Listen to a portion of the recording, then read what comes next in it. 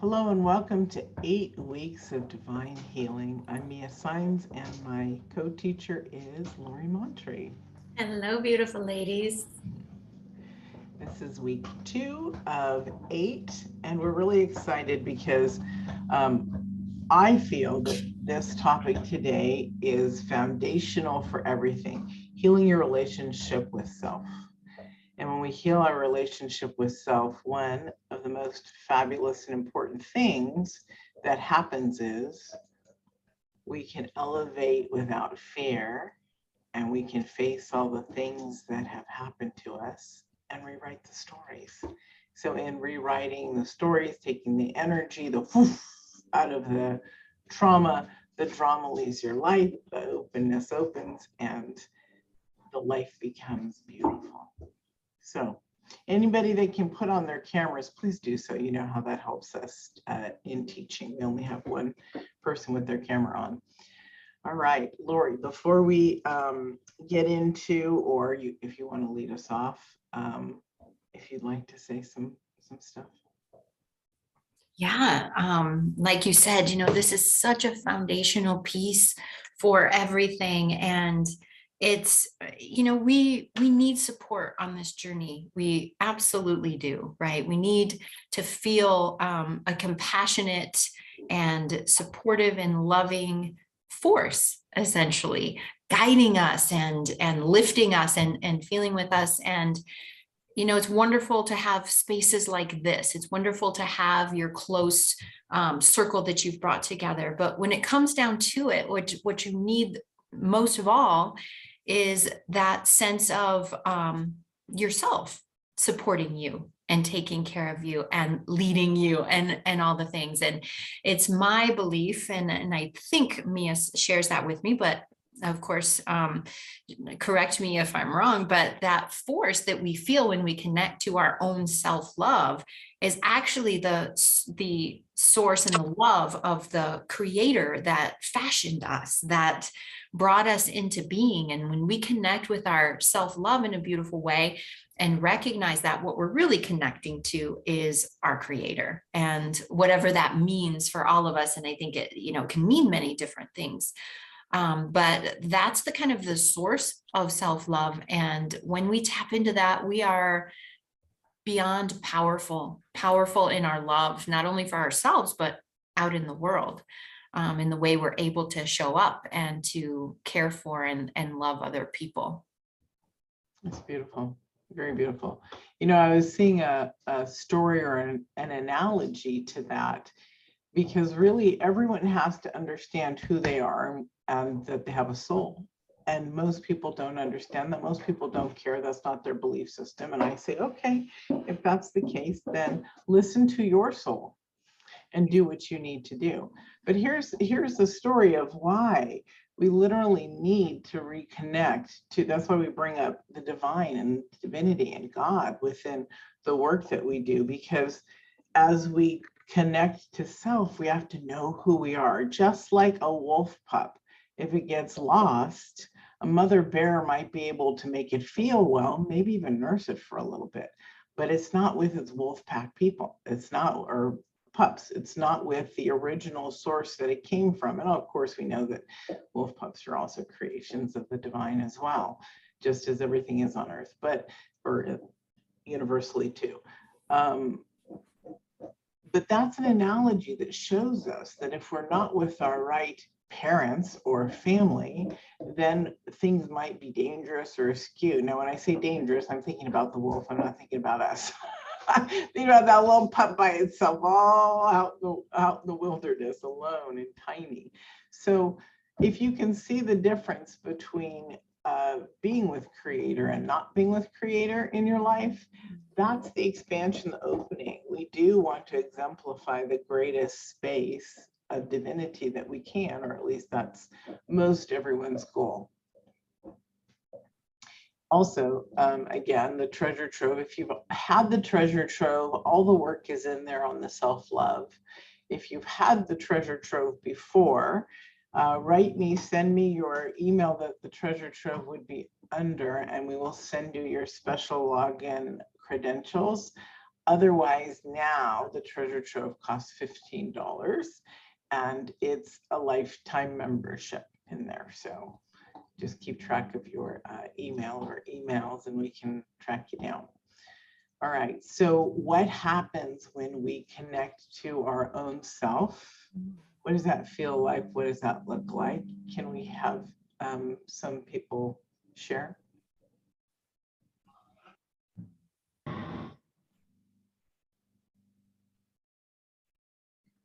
Either Sherry or Diane, or they didn't get muted. Anyone? I feel like I'm on one of those shows. Anyone? Anyone? Anyone? Or like the Verizon. Can you hear me now?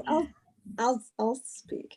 Okay. So I guess like when I feel like I'm tapped in, I feel like a sense of clarity and also a sense of calm and tranquility that that I often don't feel in other spaces. So that's what How wonderful that you have access to that, because sometimes, you know, me and I talk about it and we're like, this is what it looks like. And sometimes if you've not experienced it, it's just so hard to move in that direction and create it and want it more, because you don't know what it looks like. You don't know what you're shooting for. So I really love for you that you have that. You're like, okay, I'm not there right now. So what's going on? And you can start to work in that space to get there. So that's amazing. That's a big deal. Like, I want my clarity. I want my sense of peace.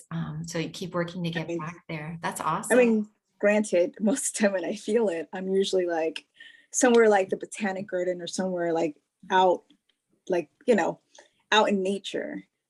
So sometimes I feel that it's kind of harder to tap into it, like, you know, in like regular life sometimes, but like sometimes disconnecting and kind of like taking a moment. The Botanic Garden's only less than 15 minutes away from my house, so so Well, it's you're not fortunate. like a big deal. Yeah, so Yeah. I'm very lucky and I'm grateful for that. Wow. So you also have a way of getting there. Nature brings you back. Yeah. And that's important. Each of us, you know, there's going to be a common set of things, but each of us is going to have something that speaks more powerfully to us. And so now that you know what you can do to get back there, that's incredible, on top of the fact that you have the experience. So now it's just, you know, spending more and more time in that space and figuring out how to get there. And as you grow that space and you spend more time there, you become more familiar with it. And you also become less tolerant of when you're not in it, and it pushes you into. And so I hope at the end of our session today that you'll have some other ideas to try on for those times, you know, I can't get to the botanical gardens today. Maybe I can go outside for 5 minutes and try some of these things on and start to build another practice that can fill in the gaps a little bit in between the times when you're really able to go and connect and all of that. But how exciting that, like I said, you have it and you know how to get back to it. That's a really big deal. So congratulations to you for being that far along on that journey. Thank you for sharing that. So I'd like you guys to also, I think it's a perfect time to say, don't think about it so much during class that you're missing everything else, but think about the things that bring you that space of lusciousness, even in your own home, right? We want to be able to feel that and know that we can recall it up. And so do it. So this will be a little bit of homework too. So during this week, think of the areas that you can bring back up that recall of divinity, peace, wholeness, softness, love. You can do it in a beautiful, nurturing bath with candles for yourself. You can do it with music and dance. You can do it with a glass of wine and sitting by a fire, contemplating, maybe looking at the flames, or a candle. Some people meditate very smoothly with a candle. Well, hello there, sir. Some people, my dog, some people find it in their dogs. Yeah, and their dogs, that's right. It's that love and that divinity that we need within ourselves. Mia, do you notice when you talk about love and Yes. you talk about he always comes around that way. Yes, I know he is my love bug. We want to know how we feel, right, within ourselves. We have to stop and ask ourselves, how do I feel? Just like when you're in the botanical garden, Erica, you know that when you put your, okay, stop. You know that when you put your hands on your chest, that you're like, this feels really beautiful. I want more of this. So remember, we recall it in, we ask for it. I want more of this experience. I want to feel this stillness, or I want to feel this peace or this deep connection. And so we need to remember what that feels like. So when you go home or in or out of your space, you want to have that recall. You want to bring it back up and back into you. So as you're trying to recall the feelings, you're going to put yourself mentally inside the space of where you were, that feeling.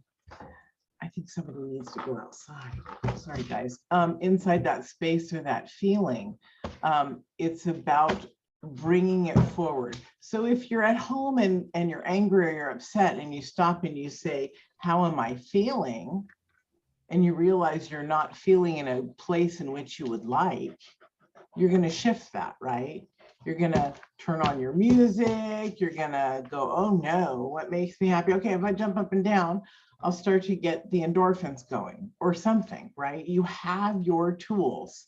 So go to your tools, even if it's just to meditate or to ground yourself. In the treasure trove, I'm going to have Pablo put it in for you guys who are in there. The grounding, let's do that also here, the grounding meditation, because we want to be able to pull ourselves in at a moment's notice, at any time. Stop, go into the bathroom, ground ourselves. You're in the car, oh no, you got to pull over and you ground yourself. These are tools that you can learn how to bring in and out all the time very quickly. So let's listen. And what you find, most of the people that I work with when we're doing, body practices like that, grounding or hand to heart, whatever it is, you start, in the beginning, it may not be instantly effective. It may take a little space. You may shift a little bit, maybe not, all the way to where you want to be. But as you do it faithfully, I've come to the point where literally I will begin the grounding practice, feet flat on the ground, feeling the support of the earth underneath me, doing, all the other pieces. And because I've worked them and have done that before, now it's at the point where I put my feet on the floor. I know what's coming. I feel the support. It's done. I'm there. And so you can, even if at first it feels like, oh, this is a lot of energy. How am I going to, do this all the time?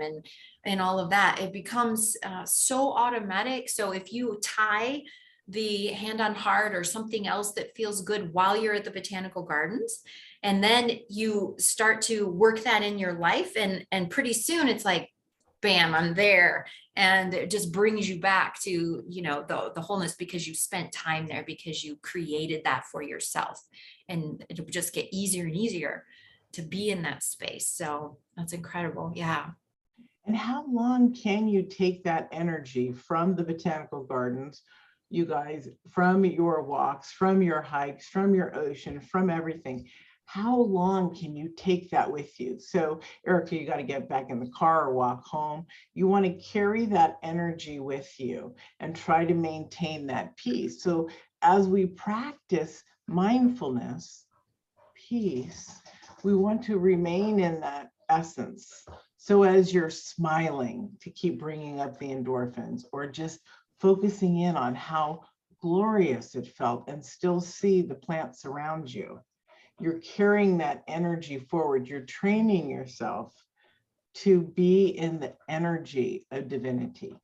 As we go into the energy of divinity, it gets easier and easier as we practice. When I was working with my Tai Chi master, it was interesting because it was so powerful. He also had said that he had never seen anybody like me, because I had also been other energy stuff. And so I thought, I'm going to hold this specific energy all day long. What is it going to do to me? By nighttime, this was fascinating to me. By nighttime, when I turned off the bedroom light and I opened my mouth and it was pitch black, there was light coming out of my mouth. We are more powerful than we know. I learned that 13 years ago. We are more powerful than we really know. What can you do with the energy that you create like that? Can you heal the earth by touching it? That's something that I was getting Laura Eisenhower, who was Dwight Eisenhower's, our president in the United States from the 50s, his great granddaughter. We were trying to figure out how we could heal the earth. So we talked about this and I told her, and we were going to practice and then get a lot of people and just see how it does. But then we got on to our other stuff. So the concept here would be, how long can you hold your energy for? And what can you do with it? If you can see light coming out of your mouth, that's pretty amazing. Now, I'm not trying to have you guys turn into little, what's the word? This isn't about gaining a gift and showing it off to the world. This is about gaining a gift and utilizing it to heal, to support, to love, to nurture, to pass it on. So as you work with your energy within you, and it gets more and more magnificent, where do you want to go? Do you want to keep moving forward, or do you want to go back to the place you were where you weren't happy, where your energy was low? Also during this time or before, or simultaneously, use that energy to heal your trauma. Because as you go through and look at your storylines that you want to remove things on so that you can have the most loving, healing relationship with yourself, it'll help you to break out of that space where you feel constricted in anger. You'll be more open to allowing it to dissipate out of your body once and for all. What happens, because any of this, manifesting money, love, or healings, are all the same. So what happens is you begin to learn to create or to heal yourself on the interior. What happens? Do you stop? Do you move forward? Do you create a new life? Yeah, there's so many things for you to do with the divine healing that you're doing for yourself. And this is very short that we're doing these 8 weeks, but these are real powerful steps because you're so worth it. It's the only thing I've known my entire life was my relationship to God. Some of you have heard me say I've called God Father, Mother. I normally call him Father, but because my life was so chaotic, and thank goodness I was born into a metaphysical family chain so that I had something that loved me deeply and that I could cling to. So if you've never had that strength with Creator, with God, with Source, with magnificence, with love, with principle, these are all synonyms for God, whatever you want, right? If you've not had that relationship, maybe it's time to just for yourself, gift yourself, especially during the season, some time while it's quiet to experience, even if you have to experiment because you've never done it before, what would it be like to be just quiet? And if you have a family and you're a mom, you still need to declare to your family, sorry guys, I need at least a couple hours a day. I'm doing healing work for myself, or whatever, however you want to tell them. But what would it be like if you changed your story, even with Creator? Do you think that you would be able to grasp when you're in your most desperate need and shift faster? Do you think you might even struggle as hard once you shift into a different energy space for yourself? No right, wrong, good, bad. It's just to observe.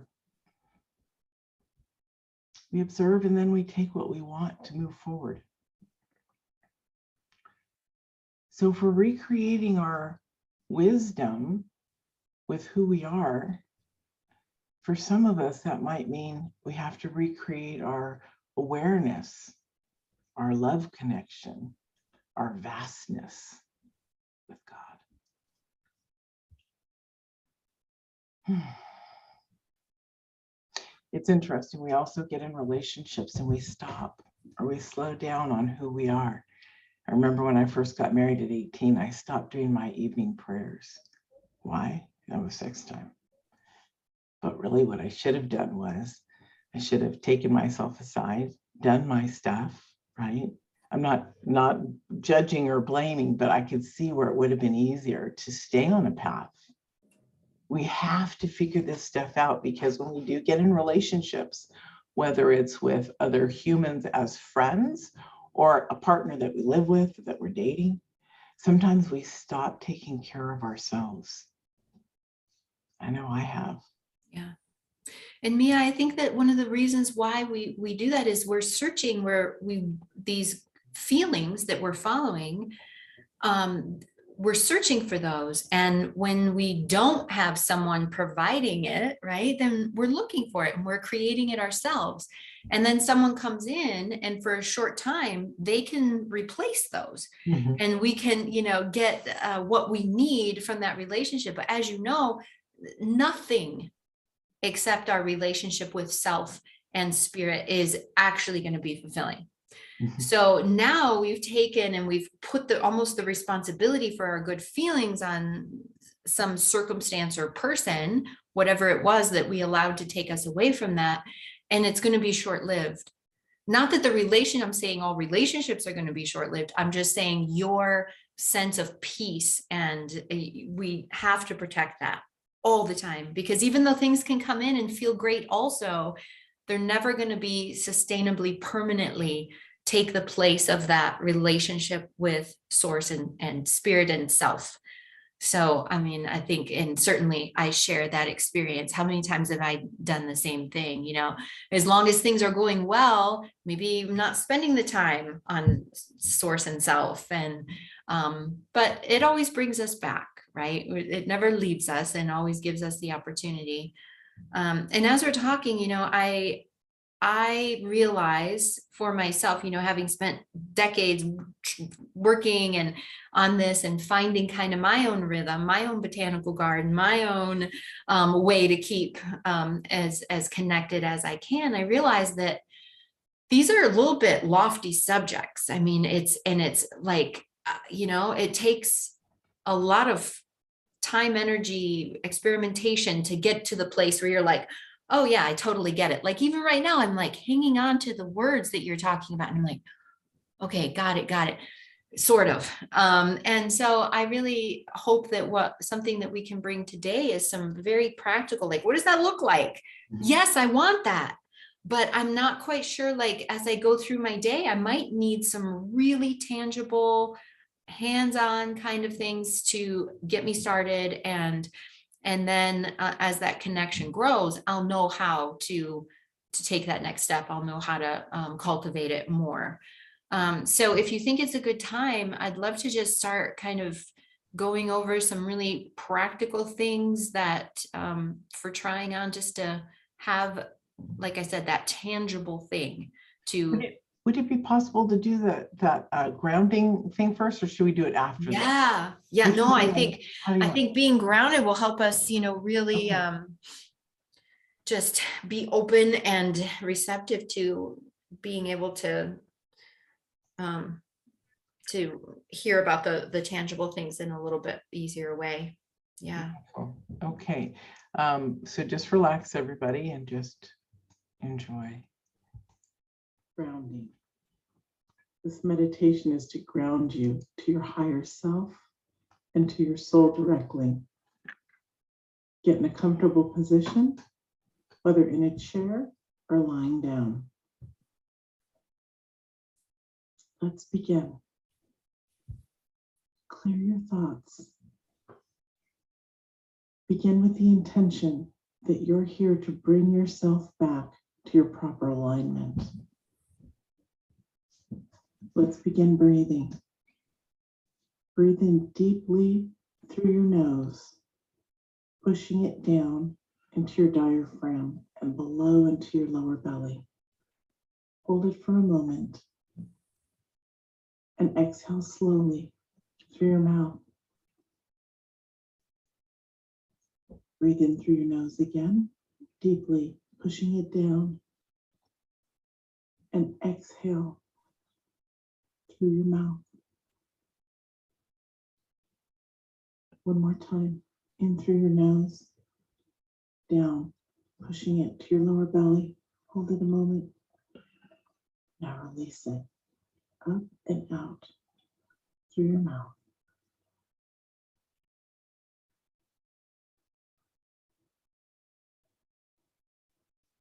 Clear your thoughts from any intrusive ones that keep coming back in to disrupt you.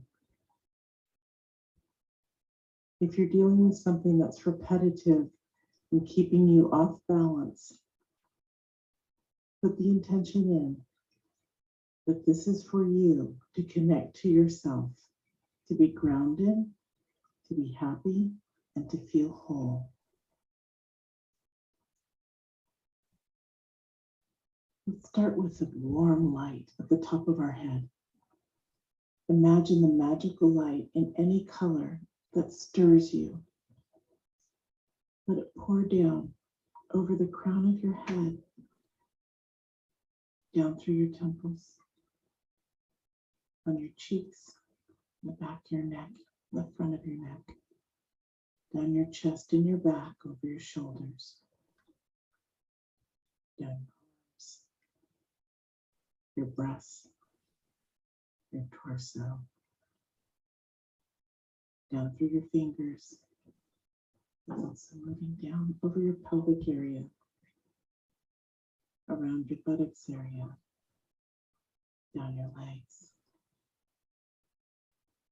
to your knees, over your knees and down onto your calves. It's warm and you feel good. It's down on your ankles now. And it's warming your feet. And you're beginning to feel very, very comfortable. Can you feel the space underneath you? At this point, I want you to be able to feel the warmth of your body. Think about only your body and how amazing it feels right now with this warm, lovely light all over you, penetrating inward and healing.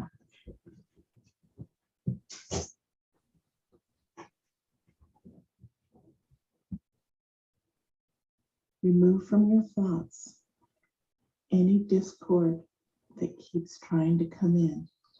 There is no place for it here.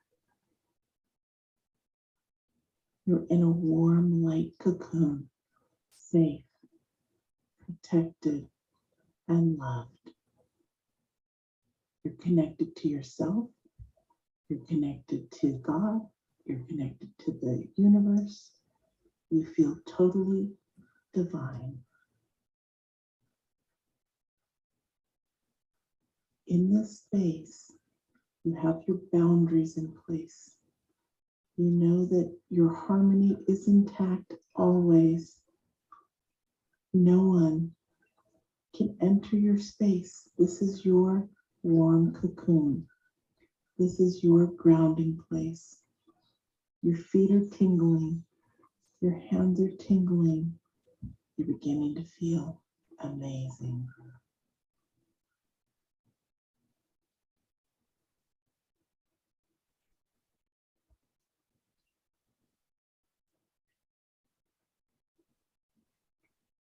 Are you beginning to feel safe, protected, and comfortable?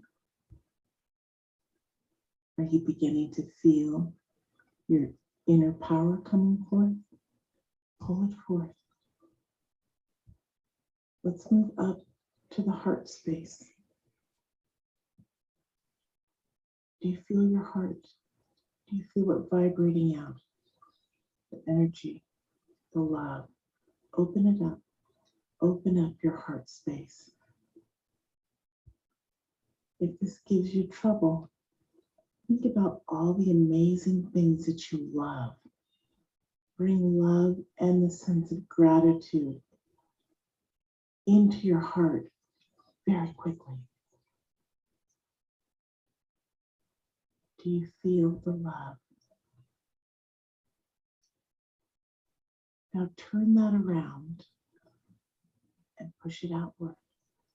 Push the energy out to the world, out from your body, out from your cocoon, out into the room that you're in, out of the building you're in your neighborhood, in your town, up high in the space above.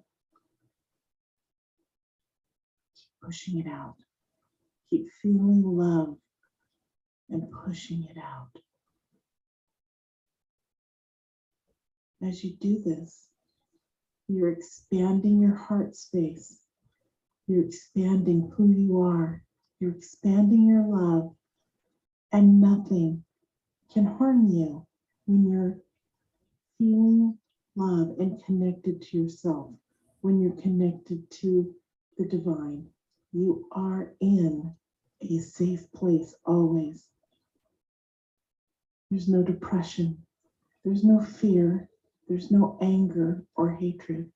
There's only love right here. As you feel the love expanding and expanding and expanding, we're going to keep that heart space open.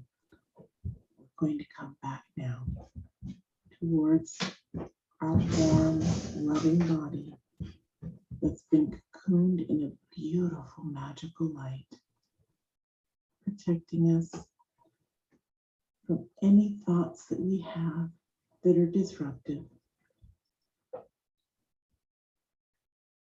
Keep your energy out there, but come on back into your body, into your space. Does your body feel warm? Do you feel loved? Are you connected to yourself? Once again, nothing can harm you here. You're perfectly safe. You are wonderfully happy and amazingly loved. This is who you truly are all the time. You can never be out of this place. You are grounded on this planet. You are grounded in love. Anytime that you feel depressed, sad, ungrounded, bring yourself back here to this spot of love. Carry the love in your heart with gratitude for everything. Love and gratitude lifts us out of sorrow, depression, sadness, not being balanced each and every time. It's a conscious effort, and it's your birthright. As you lay here, start to move your feet and your hands to ground you back into your body. Begin to rub your legs slowly with your hands. Feel how amazing they feel to you on the palms of your hand. You can rub the rest of your body and your arms and your torso. You still feel the love. You produce this love right here, right now. You have the power to bring it back at any given moment. And most important, to carry it forth always. This is who you are.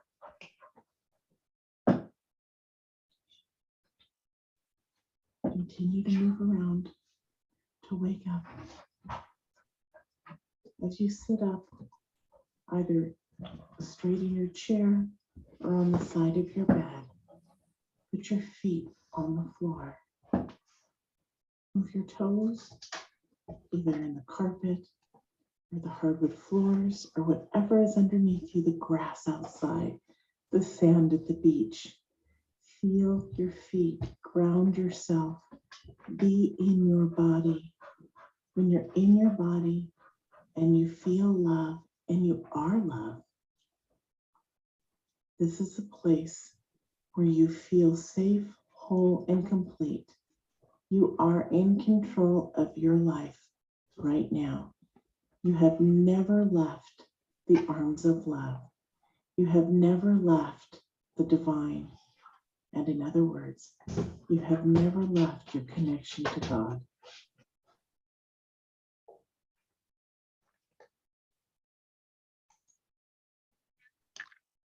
Okay, so come on back to me. Open your eyes when you can. Rub your arms, your thighs.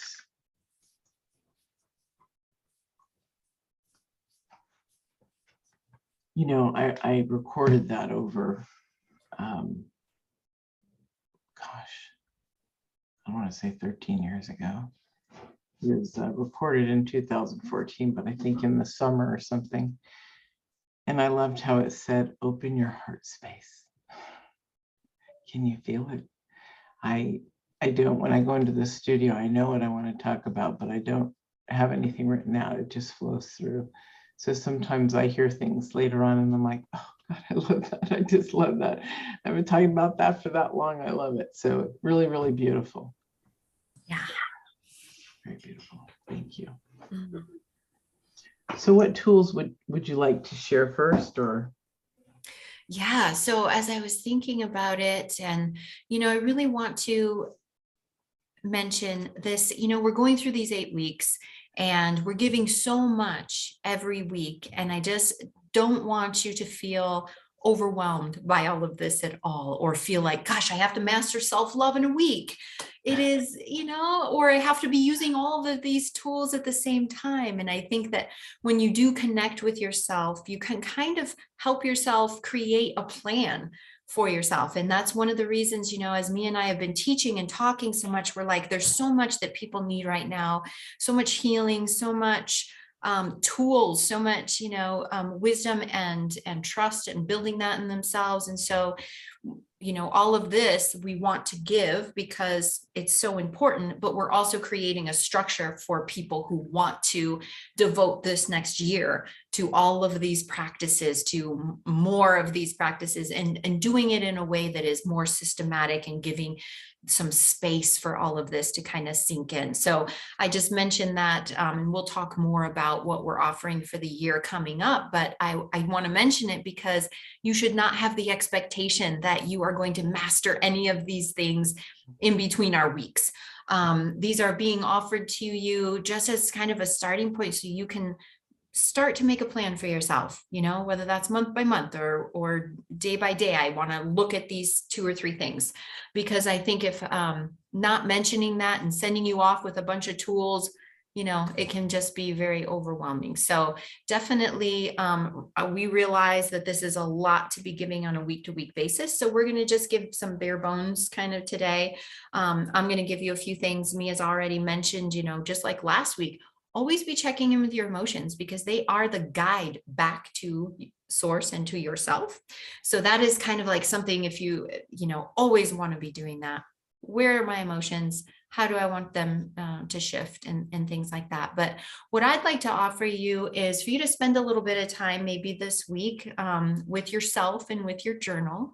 And I want to invite you to kind of look at the relationships in your life that are really strong, really good ones. And then kind of compare that to the relationship that you have with yourself. So I'm going to give you some, and certainly this is not an exclusive list, but I'm going to give you some things to think about with relationships, right? So the first thing is forgiveness, right? In a healthy relationship, there's a good measure of forgiveness involved, right? Think about the last time someone that you loved came to you and said, I made a mistake. They owned it. They apologized for it. Did you hold it against them for a long time? Keep bringing it back up to them, reminding them every day of the thing that they did? Of course not.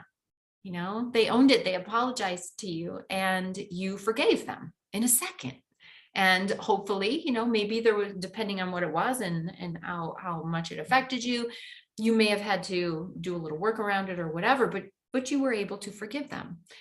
So when you're doing this work, ask yourself, how willing am I to forgive myself?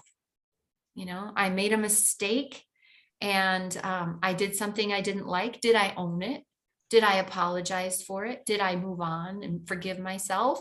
Or did I just feel bad about it, shove it down, just ignored it, which is another form of, unforgiveness, because we refused to look at it so that we could move through it? Or did we own it and see it, but just, keep reminding ourselves that that was a mistake that we had made and that we're bad and judge ourselves for it? So really think about how you would, and I always think about when I'm asking these questions to myself, I'm thinking about my children, especially the youngest ones. That's love, right? When the way that we treat them. So asking, am I treating myself the same as I would treat my 5-year-old who came to me and said, I'm sorry, I made a mistake? So really just trying that on. And then, there are certainly things we can do to help that, because if we find ourselves and we say, oh gosh, I have not been forgiving to myself, I have made mistakes and then beat myself up and really felt bad for them and didn't know how to move myself into a space of forgiveness. So some really beautiful things you can do is simply do a little bit of mirror work, which is something Mia teaches so powerfully on. And, just simply look in the mirror and say, I know you're not perfect. That's okay. I forgive you and I love you. I know you're not perfect, and that's okay. I forgive you and I love you. Something as simple as that can really help shift when we are realizing that we're not as forgiving of ourselves as we would like to be.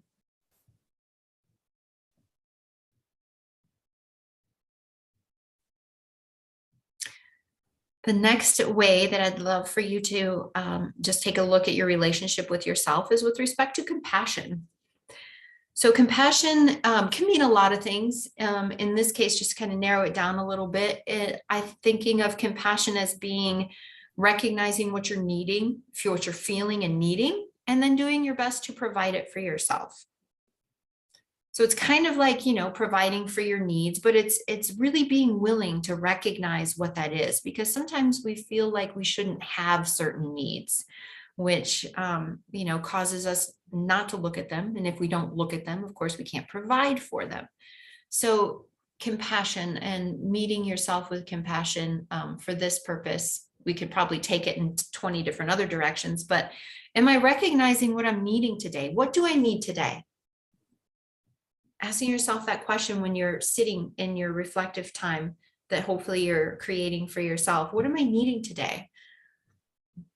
Okay, the message will come. And especially if you were to do the meditation first and really get into that connected space, and then asking the question, what am I needing today? How can I provide that for myself? And you don't have to do it perfectly. All you have to do is make some effort.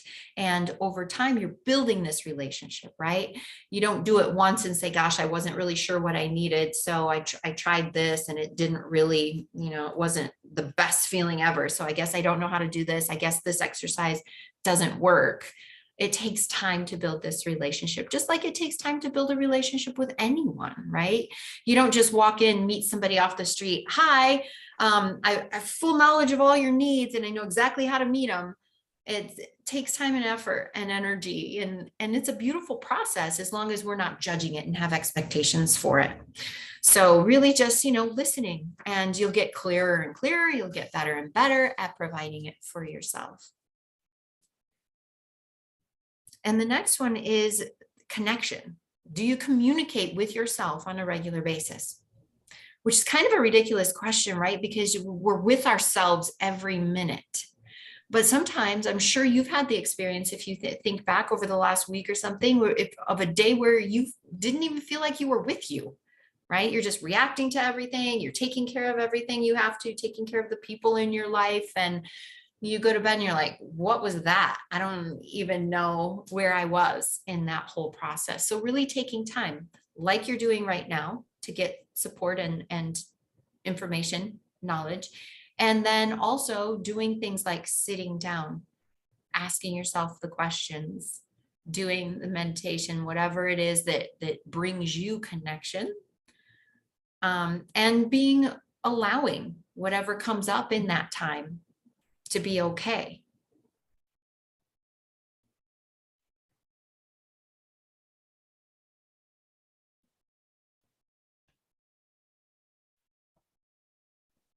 If you had an ideal relationship, whether that is a romantic partner or a friend or a child or mother, whatever it is, thinking about the connection that you'd like to have with them, how would you say today your relationship with yourself compares to that ideal?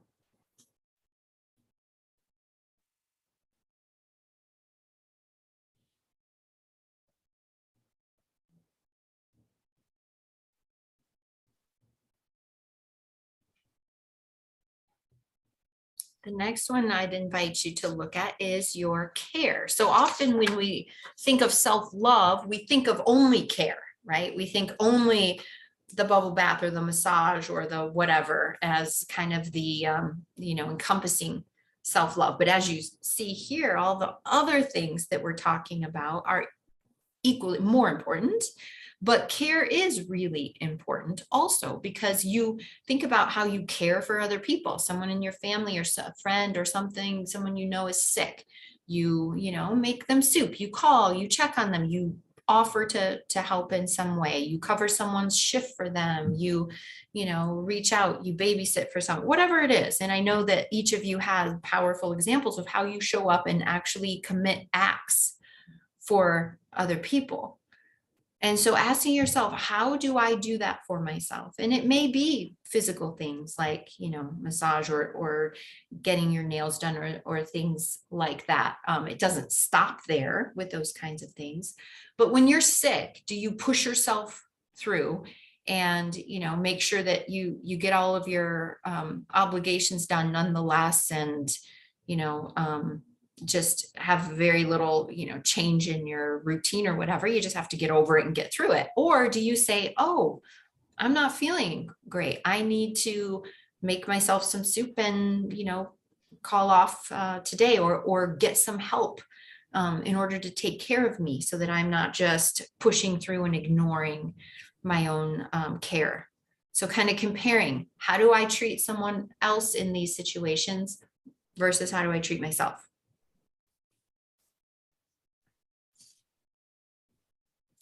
The next one I would invite you to take a look at is acknowledgement. So when you have a friend or a child or a partner, whatever, that achieves something in their life or does a good job at something, you're probably right there being really excited for them, congratulating them, you're baking a cake for that, you're, celebrating their graduation, their achievement, their promotion, their whatever. And how often do you sit back and acknowledge yourself for, getting through a difficult situation, or, with some other, it doesn't have to be a big achievement, but we have achievements every single day. Like just in the last, I can consider it an achievement of mine that I sat in that meditation and actually got a lot out of it. I was able to put aside the fact that, I'm here and I'm going to need to be speaking to you guys. And instead of being in that space, which the meditation wouldn't have benefited me, I was able to drop into that and just relax. And that's an awesome thing for me, because in the past I would be worried about, what am I going to say and how is that going to go and all the things, and I wouldn't have been able to benefit. So just in the last, 15 minutes, I have something I can acknowledge myself for. And if you look at your day as you go through, every 15 minutes, there's something you can acknowledge yourself for.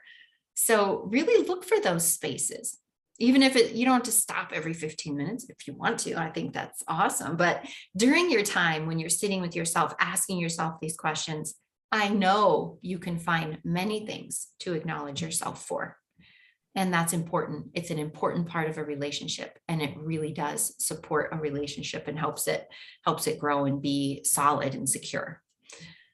And the last one is just treat yourself like a loved one. You know, overall, this is kind of one that encompasses all the things that we talked about, really seeing yourself as a loved one of you. And that extends to something that we talk a lot about and will continue to talk about, which is how you talk to yourself. How do you use the kinds of words and the things that you say to yourself? Are those things that you would use with a loved one? Hopefully, you're obviously in this game, on this journey. You have had contact with Mia. I'm sure your self-talk has changed over whatever period of time you've been working on yourself, but there's often improvement. So just looking at that and noticing if that is the way that you would speak to someone that you truly loved. So those are just, like I said, this area is just so big. There are so many tools. There are so many beautiful things that we can be doing, but in order to, you know, be something practical, this is what I'd like to leave you with. Just, you know, taking some time and looking at your relationship with yourself. And if it's one that you would want to be in, right? Would I want to be in this relationship with someone if they treated me the way? And then I think it's important to mention too, this is not to judge yourself like, gosh, I'm a terrible person to myself.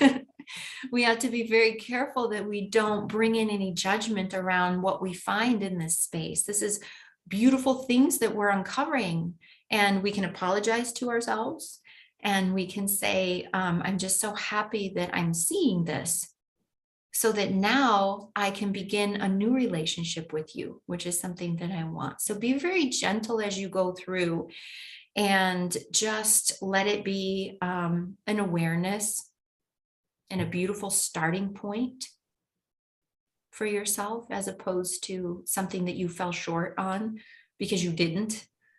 This is just where we are today, and we get to build from here.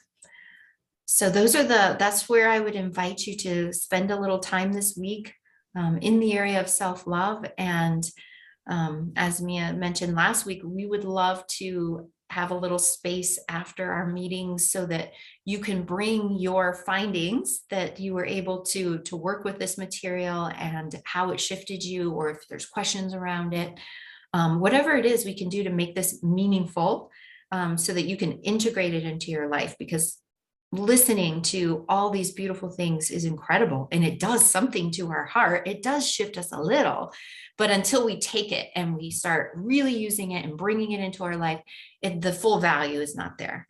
So this is something I think will bring a lot of value to you to do the homework and then bring it back and explore a little bit with it.